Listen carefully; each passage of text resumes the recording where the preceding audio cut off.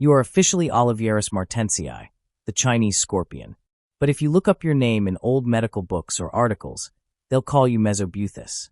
No one cares enough to get your name tag right the first time. Congratulations, you are one of the oldest killing machines on the planet, with a design nature sketched out 430 million years ago and was too lazy to change.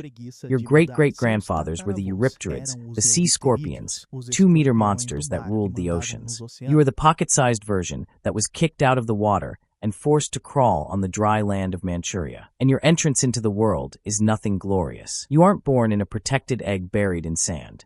You are viviparous. Your mother carries you in her belly for months, draining her energy until the day of birth. When you emerge, it's a visual disappointment. You aren't golden or armored. You are a soft, white, pathetic little thing, wrapped in a disgusting membrane. And here begins your first life-or-death challenge, the maternal climb. Immediately after birth, you must climb your mother's legs and reach her back. It's not affection, it's behavioral metropathy. If you fall on the sand, you die. If you're slow, you die. Your childhood begins with you piled on the back of a giant predator, serving as a living rug for dozens of siblings just as desperate as you. And you think being mounted on mom is a life guarantee? Not at all. You're stuck in a traffic jam of flesh, crammed with dozens of siblings. About a week later comes the most critical and humiliating moment of your infancy, the first molt. Science calls this aggregate synchronous molting. The name is fancy, but the reality is terrifying. Studies show you are biologically incapable of molting alone. If you fall off your mother's back or isolate yourself in a corner, you die. Simple as that. Your body doesn't release the necessary hormones and lacks the mechanical strength to tear the old skin. You need the friction, the heat, and the pile of siblings to manage to get out of yourself. If you're alone, you die suffocated, trapped inside your own old shell, which becomes a tight coffin. Your survival depends on participating in this collective mess. It's total physiological dependence. If you survive this strange party, you harden and gain color. But then the game changes immediately. Your mother, who has been fasting all this time to care for you, suddenly remembers she's starving. And you, now crispy, smell like food. The dispersal phase begins. It's a race. Whoever climbs down fast and flees lives. Whoever lingers on mommy's back becomes her first postpartum snack. Welcome to the family. But before knowing if you'll survive, let's talk about who you are, or rather, who science thinks you are. Your official name is now Oliveris martensii, but for decades they called you Mesobuthus. It's a bureaucratic identity crisis that reflects your situation well. You're a creature so old we don't even know where to put you on the family tree. Everyone loves to call you a living fossil. Sounds like a compliment, right? As if you were a timeless classic. In reality, it's a polite way of saying your external appearance has been stagnant for 300 million years. You found a design that worked well enough and decided to never touch it again. Evolutionary laziness in its purest form. But the joke is internal. If we look at your DNA, you are chaos. Your genome has over 32,000 genes. That's more than a human has. While your body stayed frozen in time, your biochemistry went into turbo mode. You are a vial of venom that evolved like crazy. Evolution realized your physical body was limited, so it invested everything in chemical warfare. You didn't survive ice ages and dinosaurs because you were strong. You survived because you turned your blood into a lethal, adaptable pharmacy while keeping this antiquated carcass on the outside. Your ancestors weren't this little thing that fits in a jar. They were the Eurypterids, the sea scorpions. Monsters like Gecalopterus were 2.5 meters long and ate everything in sight. You are the result of drastic cost-cutting. Evolution kicked you out of the ocean, shrank you to fit in the palm of a hand, and threw you onto dry land to fend for yourself. And this transition left scars you carry to this day. You never became a true land animal. Look at the way you breathe. Book lungs. That's a fancy name for gills that were folded inside the body. You breathe through book pages that need to stay moist all the time. It's an evolutionary makeshift. The result, you live in dry places like Mongolia and northern China, but your internal biology screams for water. You are a walking paradox, a desert zone animal that suffocates if the air is too dry. You spend the day hidden in burrows, crevices, and under stones not because you're shy, but because the open air is toxic to your improvised lungs. You didn't conquer the land. You hide in it, breathing with your grandparents' adapted scuba gear, praying not to dehydrate before sunset. Okay, Let's say you were fast enough to climb down your mother's back and flee before becoming a snack. Congratulations. Now you're an independent young adult. And where do you live? The steppes of Mongolia and northern China. You know what's there? Winter. A brutal winter with sub-zero temperatures that would freeze a normal scorpion in seconds. But you're not normal. To avoid dying, you need to perform a disgusting biological trick. First, you must stop eating and do a total cleanse. You have to empty your gut completely. Why? Because if there's a tiny bit of feces inside you, the water in it freezes, creates a sharp ice crystal, and tears you apart from the inside out. You need to be empty and starving to have the right to survive. After this forced diet, your blood starts pumping glycerol and antifreeze proteins. You literally become a car with coolant in the radiator. You enter a state of supercooling. Your fluids remain liquid. Even below zero, you spend months paralyzed, hidden in a crevice, in a frozen coma, praying the temperature doesn't drop half a degree more than your chemical limit can handle. If it does, physics wins, you crystallize and explode from within. It's a game of Russian roulette hibernation. But surviving the ice is only half the problem. To grow, you have to go through your recurring nightmare, molting. Forget the idea of gradual growth. Your life is a series of horror movies where you need to tear your own back and crawl out of yourself. The process is mechanical torture. You have to extract each leg, each pincer, and that long, delicate tail from inside the old shell. It's like trying to take off a tight, wet wetsuit glued to your skin without using your hands. And if the air humidity is wrong, the old skin gets stuck. You get trapped halfway, with a leg or tail caught in your X-armor. The result is amputation or a slow death, dragging your old corpse until you die of infection. And when you do get out, the situation worsens. You are not an armored warrior. You are gelatin in the shape of a scorpion. Your new exoskeleton is soft and useless. You can't run. Your stinger bends if you try to sting, and your pincers feel like wet paper. You're left there, paralyzed and exposed, praying to dry quickly. It's the moment everyone's been waiting for. Ants, rodents, and especially other scorpions look at you and don't see a rival. They see an easy-to-open nutrient package. Growing, for you, means spending hours as the most vulnerable thing in the desert. All right, now that you've survived the freezing winter and didn't die trapped in your own skin, let's talk about your great asset, the stinger. You carry at the tip of your tail one of nature's most complex pharmacies. Your venom isn't a single substance. It's a cocktail of neurotoxins specifically designed to turn your victim's nervous system into a short-circuiting Christmas tree. When you sting a cricket or a cockroach, you don't kill it instantly. That would be mercy. Your toxins attack the sodium channels in its nerves. The result is an electrical storm. The insect convulses, loses control of its body, and becomes paralyzed, but remains alive. You are a sadistic anesthesiologist, locking the victim in place for dinner. But the glamorous part ends there. Mealtime is a show of grossness. You don't have real teeth, and your mouth is tiny. You can't chew the cricket. So what do? You vomit on it. That's right. You regurgitate potent digestive enzymes onto the paralyzed bug. You have to wait for the chemistry to dissolve its flesh, turning the insect's insides into a warm soup. Only then do you drink your cockroach milkshake. Your meal is slow, liquid, and external. You don't eat your prey. You drink it through a straw as it melts. But don't get too excited. Your ammo is expensive. Your venom isn't infinite, and your body takes forever to make more. If you spend it all in a useless fight or miss your strike, you don't reload in 5 minutes. It takes you weeks to refill the tanks. During that time, you are a walking bluff, a disarmed scorpion trying to scare predators with those thin pincers that can barely hold a beetle. And if you think you can hide in the dark while recharging, nature gave you another parting gift. You glow under ultraviolet light. Your body lights up in an intense neon green. Why did evolution do this? No one knows. Maybe so you know if you're completely in the shade. The problem is that today, this is a neon sign pointing right at your head. Humans walk through the desert with blacklight flashlights, looking exactly for this glow. You think you're a stealthy night ninja, but in reality you're wearing a high-visibility safety vest. Your own chemistry betrays you, turning you from an invisible predator into a glowing keychain, waiting to be collected and put in a jar. Now imagine you are the female of this species. If life in the desert is already hard, your love life is basically a hostage negotiation. You are larger, more aggressive, and always hungry. When a male shows up wanting to mate, your first instinctual reaction isn't how cute. It's a free meal. To not die before things even start, the male needs to perform a damage control maneuver. He runs, grabs your pincers with his, and doesn't let go for anything. Scientists call this the promenade à deux, or walk for two.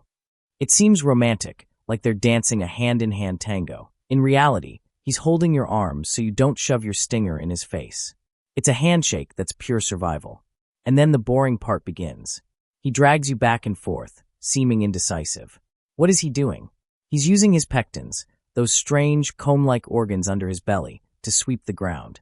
He's looking for a perfectly flat, stable spot to glue his little sperm packet, the spermatophore.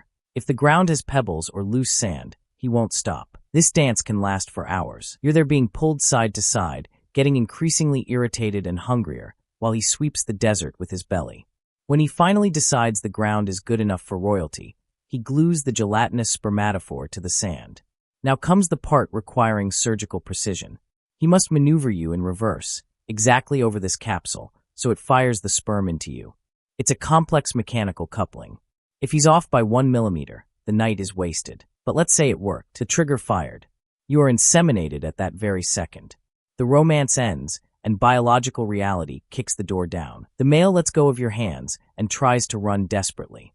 He knows what comes next. You, now pregnant, look at him and don't see the father of your children. You see a slow, tired, conveniently close protein package. Sexual cannibalism for you isn't cruelty. It's pure market efficiency. Why spend energy hunting a difficult cricket when there's an exhausted scorpion right in front of you? Often, you attack him right there. And more macabrely, in some cases, the male continues transferring sperm even while you're eating his head. It's the ultimate parental investment. He ensures you have the energy to gestate the young, donating his own body as the first pregnancy snack. To be a female of your species, the ideal husband is one who fertilizes well and tastes like chicken. All right, let's talk about the miracle of life from your perspective, the murderous mother. If you thought being female was an advantage because you could eat the male, wait until the pregnancy begins. You don't lay eggs and walk away like a carefree cockroach. No, you are viviparous. You carry the brood inside you. And the gestation doesn't last weeks. It lasts months, sometimes almost a year, depending on the climate. Your body becomes a distended balloon. The embryos take up all the space, pushing your organs, crushing your digestive system. You become slow, heavy, and vulnerable. You can barely hunt.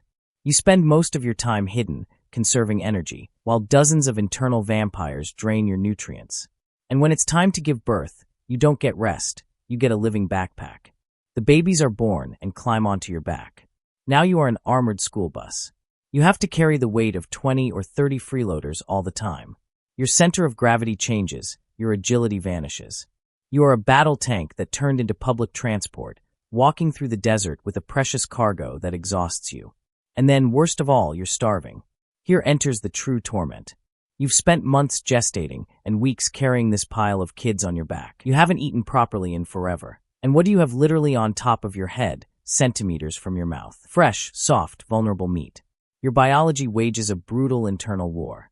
On one side, hormones say, protect the lineage. On the other, your empty stomach screams, devour the protein. It's an absurd test of self-control.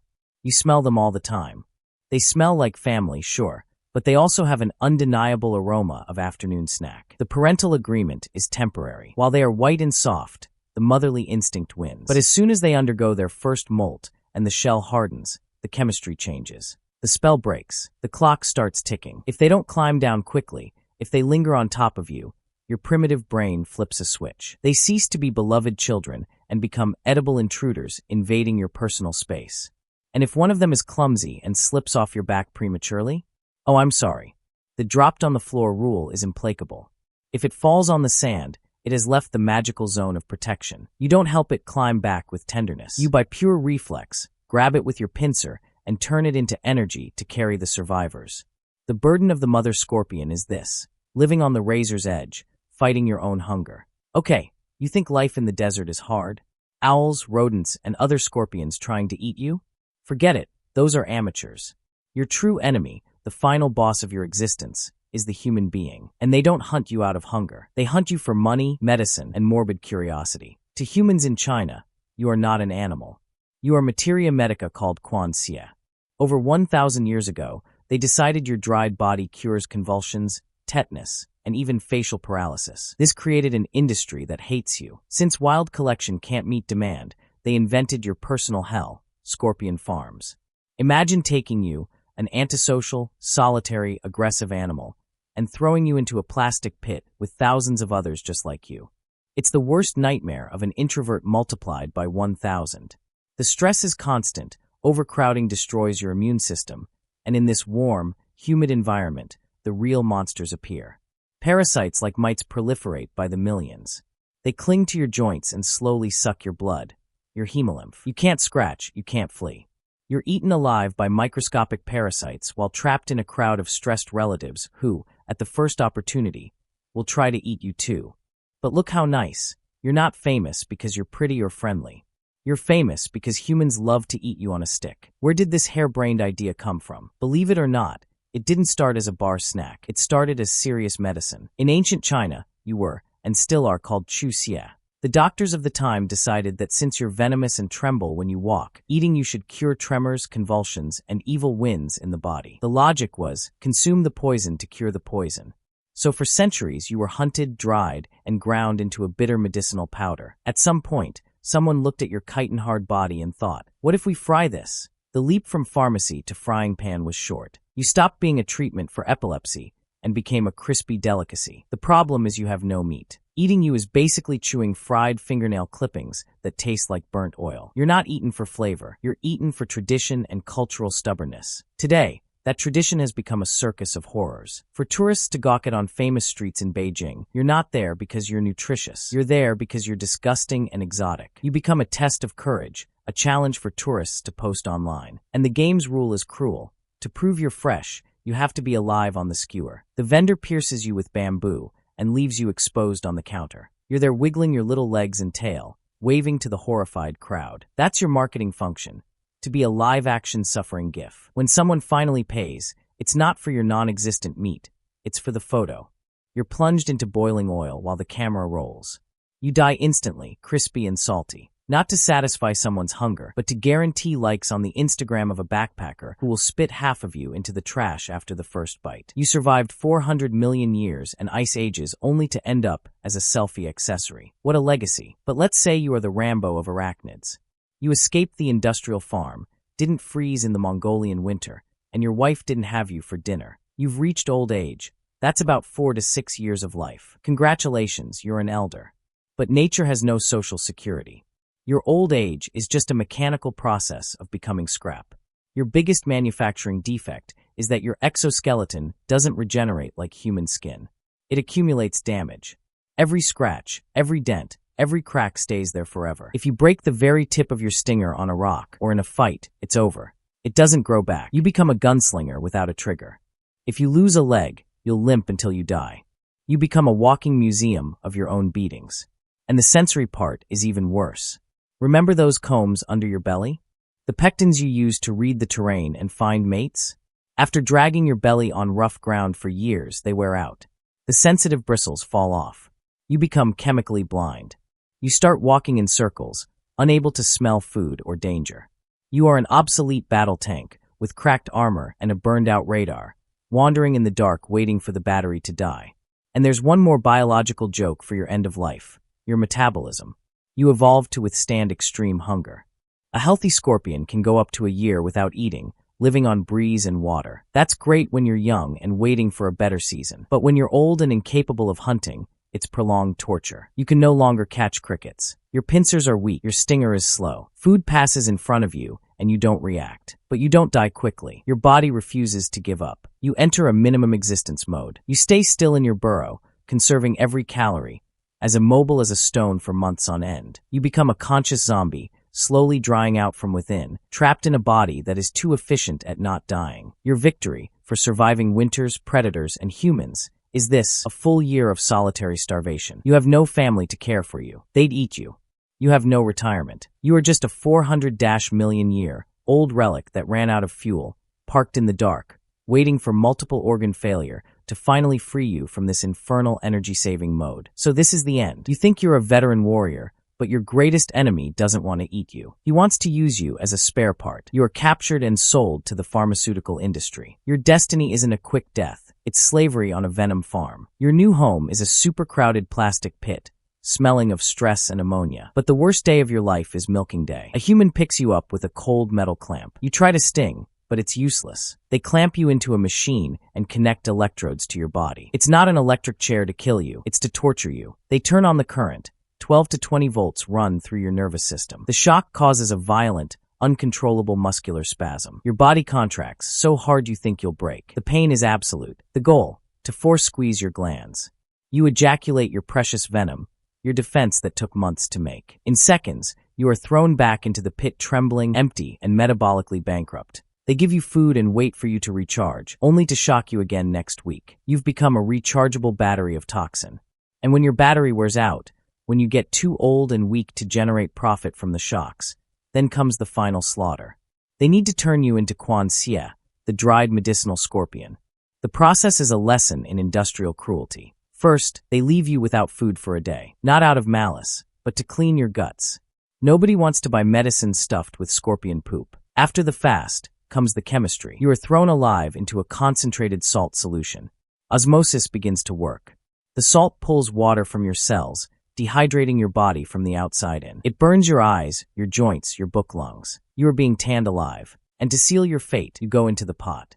Boiling water or hot steam. Your death is thermal and quick, but the insult is eternal. Your body, which evolved over 400 million years to be an armored fortress, is now a dried, hard, salty corpse, sold by weight in traditional medicine pharmacies. You will be ground up and drunk in a bitter tea to cure someone's headache. So, why is it terrible to be born as the Chinese scorpion? Because being born as Oliveris martensii is to be a prehistoric warrior demoted to industrial raw material. It's being born depending on a pile of siblings to avoid suffocation, spending your life freezing your blood to withstand winter, and fighting your own family, only to end up in a factory, being electrocuted by machines until exhaustion and boiled in salt to become medicine powder. You are an evolutionary legend that ended up as cheap merchandise.